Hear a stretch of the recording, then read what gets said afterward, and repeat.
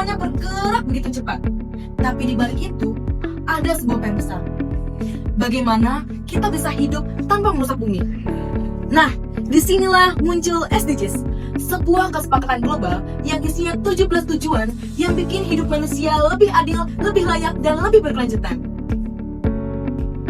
Kita, sebagai mahasiswa, SDGs itu seperti pengingat bahwa perubahan besar bisa dimulai dari tindakan yang kecil, dari hal sederhana seperti membuang sampah, menghemat energi, atau mendukung teknologi yang ramah lingkungan.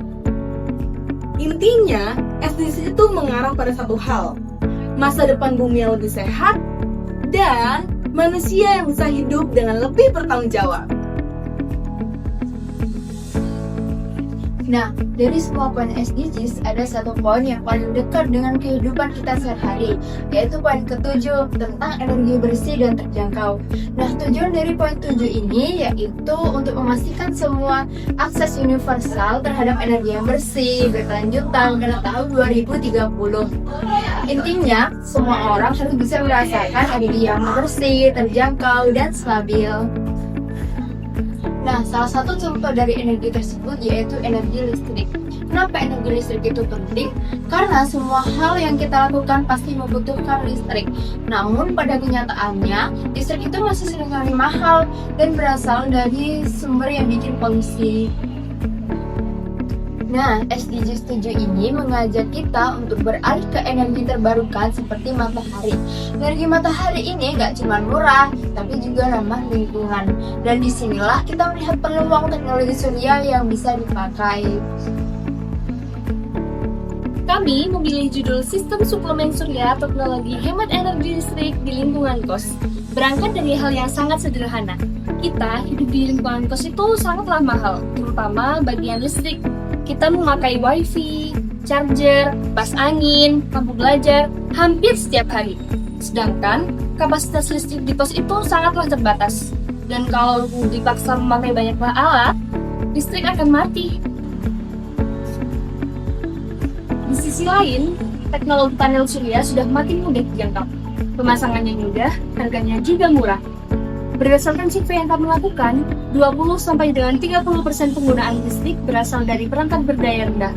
Oleh karena itu, potensi kita untuk berhemat itu sangatlah besar. Jadi, alasan kami memilih tema ini sangatlah sederhana.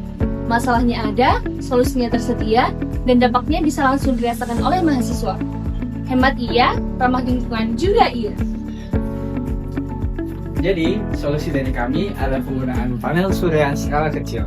Nah, penggunaan panel surya skala kecil ini tidak untuk menggantikan penggunaan PLN, tetapi digunakan sebagai sumber energi untuk perangkat penting yang digunakan mahasiswa, seperti lampu kos, router wifi, charger HP, dan charger laptop.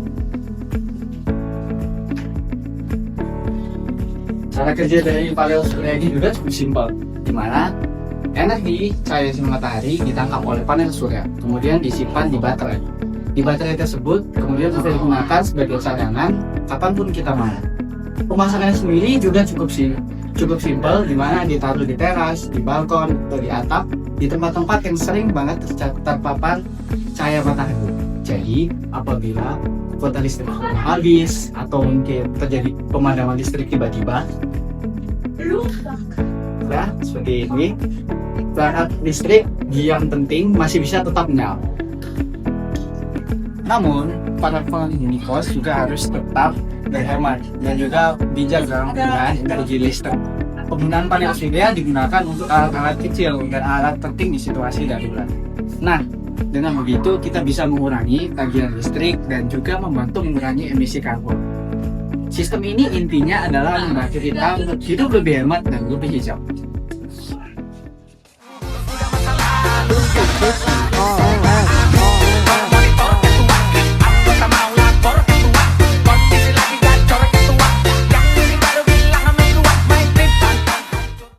Burung melintas di langit raya. Cakep! Panas mentari memberi daya. Cakep! Panel surya solusi berjaya. Mari hemat energi bersama-sama. Yeay! One is the loneliest number that you'll